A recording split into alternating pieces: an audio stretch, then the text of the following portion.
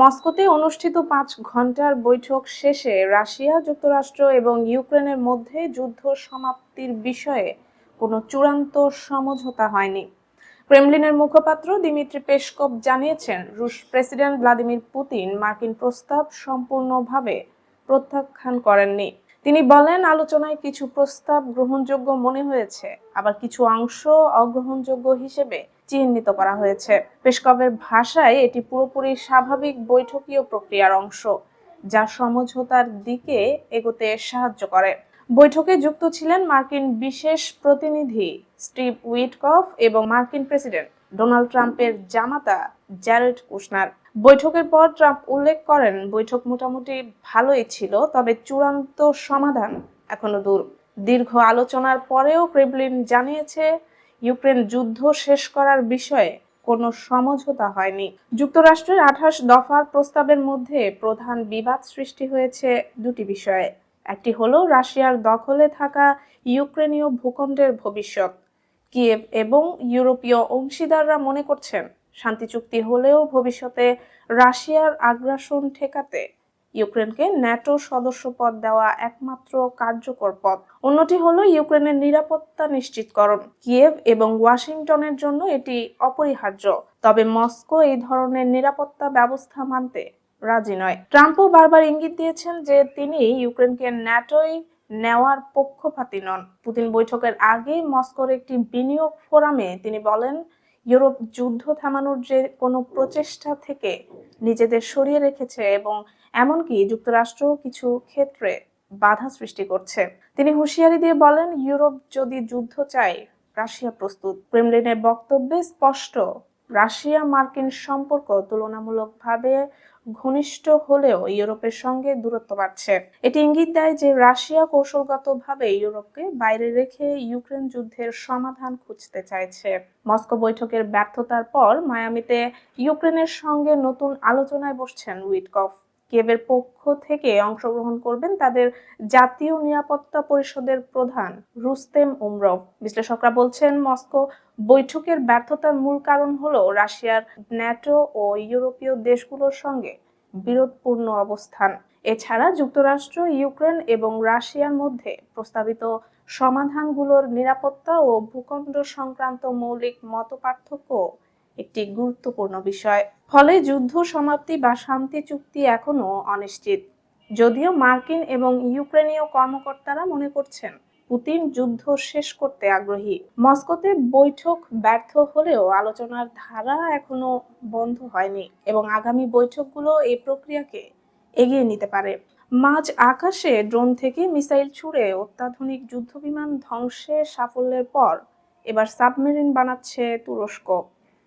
প্রথমবারের মতো নিজস্ব সাবমেরিন মিলডেন এর নির্মাণ কাজ শুরু হয়েছে বলে জানিয়েছে দেশটির প্রতিরক্ষা মন্ত্রণালয়। একই সঙ্গে ন্যাটো জোটের কোনো দেশে প্রথমবারের মতো যুদ্ধজাহাজ রপ্তানির চুক্তিও সম্পন্ন করেছে আঙ্কারা। রোমানিয়ার সঙ্গে এই চুক্তি সই হয়েছে। সাম্প্রতিক বছরগুলোতে তুরস্ক বিদেশি সরঞ্জামের উপর নির্ভরতা কমিয়ে স্থানীয় প্রতিরক্ষা উৎপাদন জোরদার করেছে। গত সপ্তাহে তারা জানায়, আকাশ প্রতিরক্ষা ধ্বংসকারী যুদ্ধজাহাজ TF-200 তৈরির কাজ শুরু হয়েছে, যা ভবিষ্যতের বহুস্তরীয় প্রতিরক্ষা ব্যবস্থা স্টিল ডোম প্রকল্পের অংশ। সাপ্তাহিক ব্রিফিংয়ে মন্ত্রণালয় জানায়, রাষ্ট্রীয় প্রতিরক্ষা কোম্পানি ASFT রোমানিয়ার সঙ্গে আকিসার লাইট করভেট রপ্তানির চুক্তি করছে। ন্যাটো সদস্য রাষ্ট্রে তুরস্কের এটি প্রথম রপ্তানি। এর আগে তুরস্কের মানববিহীন যুদ্ধবিমান বাইরাক্তার কিজিলেলমা আকাশে নিক্ষেপযোগ্য ক্ষেপণাস্ত্র দিয়ে জেট চালিত একটি চলন্ত লক্ষ্যবস্তুকে সফলভাবে আঘাত করে। রোববার বাইকার জানায়, বিশ্বের প্রথম মানববিহীন যুদ্ধবিমান হিসেবে কিজিলেলমা এই সক্ষমতা প্রদর্শন করেছে, যা বৈশ্বিক যুদ্ধবিমান উন্নয়নে নতুন মাইলফলক। ডলারের বিপরীতে ইরানি রিয়ালের ইতিহাসের সবচেয়ে বড় দরপতন হয়েছে। বুধবার খোলা বাজারে ব্যবসায়ীরা এক মার্কিন ডলারের বিনিময় হার প্রায় 12 লাখ রিয়াল নির্ধারণ করেন।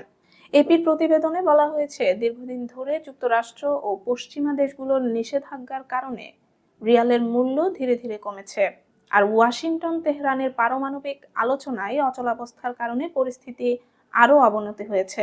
সর্বশেষ বিনিময় হার অনুযায়ী এক বাংলাদেশি টাকায় এখন পাওয়া যাচ্ছে প্রায় 10,700 ইরানি রিয়াল। তবে ইরানে টাকার এই সমপরিমাণ রিয়ালের মূল্য খুবই সামান্য। এ অর্থে একটি বোতল পানি পর্যন্ত কেনা সম্ভব নয়, সর্বোচ্চ একটি চকলেট মিলতে পারে। রিয়ালের এমন পতন ইরানের সাধারণ মানুষের জীবনকে আরো কঠিন করে তুলেছে। নিত্য প্রয়োজনীয় পণ্যের দাম দ্রুত বাড়ছে, ফলে অনেকেই দৈনন্দিন ব্যয় বহন করতে হিমশিম খাচ্ছেন। একই সময়ে ইসরায়েলের সঙ্গে দেশটির আবারও যুদ্ধে জড়ানোর আশঙ্কা জনগণের উদ্বেগ বাড়িয়ে দিয়েছে। গত 12 জুন ইরান ইসরায়েল যুদ্ধ শুরু হয়ে 12 দিন স্থায়ী হয়েছিল। 2026 সালের বিশ্বকাপে আর্জেন্টিনার সামনে এক অনন্য সুযোগ অপেক্ষা করছে। 2022 বিশ্বকাপে ট্রফি জয় করার পর এবার তারা খেলবে ডিফেন্ডিং চ্যাম্পিয়ন হিসেবে। এই অবস্থানটি দলের জন্য মানসিকভাবে বিশাল সুবিধা তৈরি করছে, এমনটাই মনে করছেন লিওনেল মেসি। সম্প্রতি এক সাক্ষাৎকারে তিনি জানিয়েছেন, দলটির শক্তি শুধু ট্যালেন্টে নয়, মানসিক দৃঢ়তায়ও সমৃদ্ধ। মেসি বলেন, আমাদের দলে অসাধারণ খেলোয়াড় আছে যারা সব সময় জিততে চায়। এই মানসিকতা অনুশীলন এবং ম্যাচ দু ক্ষেত্রেই ছড়িয়ে পড়ে। সবাই নিজেদের সর্বোচ্চটা দেয়, এটিই আমাদের দলের বড় শক্তি। তিনি কোচ লিওনেল স্ক্যালোনির অবদানকে বিশেষভাবে উল্লেখ করেছেন। স্ক্যালোনি এবং তার সহকারীরা এমন একটি পরিবেশ তৈরি করেছেন যেখানে খেলোয়াড়রা প্রতিদিন শৃঙ্খলা, মনোবল এবং একে অপরের সঙ্গে সমন্বয় বজায় রাখতে শেখে। নতুন খেলোয়াড়রা নিয়মিত দলে যুক্ত হচ্ছিল। এই পরিবেশ তাদের মানিয়ে নিতে সহজ করছে। মেসি আশাবাদী, তরুণরা দ্রুত অভিজ্ঞতার সঙ্গে তাল মিলিয়ে দলকে আরো শক্তিশালী করবে। সবচেয়ে গুরুত্বপূর্ণ বিষয়টি, মেসি মনে করেন 2026 বিশ্বকাপে আর্জেন্টিনার এক বিশেষ সুবিধা রয়েছে। ডিফেন্ডিং চ্যাম্পিয়ন হিসেবে তাদের উপর চাপ তুলনামূলকভাবেই কম। মেসি বলেন, বিশ্বকাপ জয়ের পর আত্মবিশ্বাস বেড়ে যায়, মানসিক চাপ কমে, ফলে নতুন প্রতিযোগিতার জন্য প্রস্তুতি ভিন্নভাবে নেওয়া যায়। আমাদের উচিত এই সুযোগটি কাজে লাগানো। মোট কথা, মেসি এবং আর্জেন্টিনা দলের কাছে এই সময়টা বিশেষভাবে গুরুত্বপূর্ণ। দলটি মানসিক দৃঢ়তা, অভিজ্ঞতা, নতুন খেলোয়াড়ের উদ্যম এবং ডিফেন্ডিং চ্যাম্পিয়ন হওয়ায় অতিরিক্ত চাপের অভাব, এই সব মিলিয়ে 2026 বিশ্বকাপে তাদের সাফল্যের সম্ভাবনা অন্য যে কোনো দলের তুলনায় বেশি। দক্ষিণ চীনের গুয়াংসি চুয়াং স্বায়ত্তশাসিত অঞ্চলে নাননিং পিংশিয়াং হাই স্পিড রেল লাইন সম্পূর্ণভাবে চালু হয়েছে। 201 কিলোমিটার দীর্ঘ এই রেল লাইন চালু হওয়ার মাধ্যমে রাজধানী নাননিং থেকে ভিয়েতনাম সীমান্ত ঘেঁষা শহর পিংশিয়াং পর্যন্ত ভ্রমণ সময় নাটকীয়ভাবে কমে এসেছে।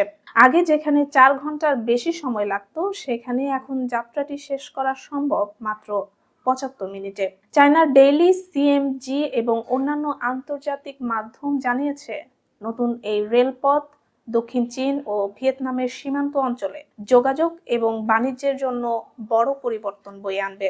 রেলপথটি মূলত 2টি অংশে নির্মাণ করা হয়। নাননিং থেকে ছংচুয়া অংশটি কয়েক বছর আগেই চালু হয়েছিল, যা দুই শহরের ভ্রমণ সময় 2 ঘন্টা 36 মিনিট থেকে কমিয়ে মাত্র 52 মিনিটে নিয়ে আসে। এরপর 81 কিলোমিটার দীর্ঘ ছংচুয়া পিংশিয়াং অংশের নির্মাণ শেষ করে তা আনুষ্ঠানিকভাবে চালু করার মাধ্যমে পুরো প্রকল্পের কাজ সম্পন্ন হয়। নতুন অংশে ঘন্টায় সর্বোচ্চ 250 কিলোমিটার গতিতে ট্রেন চলতে পারবে এবং শুরুতে প্রতিদিন 4 জোড়া হাই স্পিড ট্রেন এই রুটে চলাচল করবে।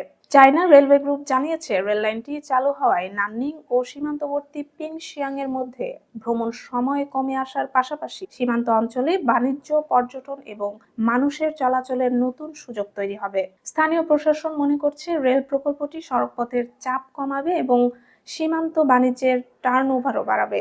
বিশেষজ্ঞরা বলছেন, এই রেল লাইন ভবিষ্যতে ভিয়েতনামের রেল নেটওয়ার্কের সঙ্গে সংযুক্ত হলে চীন এবং ভিয়েতনাম উভয় দেশের জন্যই বাণিজ্য ও পর্যটনে নতুন দিগন্ত উন্মোচিত হবে। দক্ষিণ পূর্ব এশিয়ার সঙ্গে চীনের যোগাযোগ ব্যবস্থা আরও সুদৃঢ় হবে, যা আঞ্চলিক অর্থনীতির জন্য ইতিবাচক প্রভাব ফেলবে।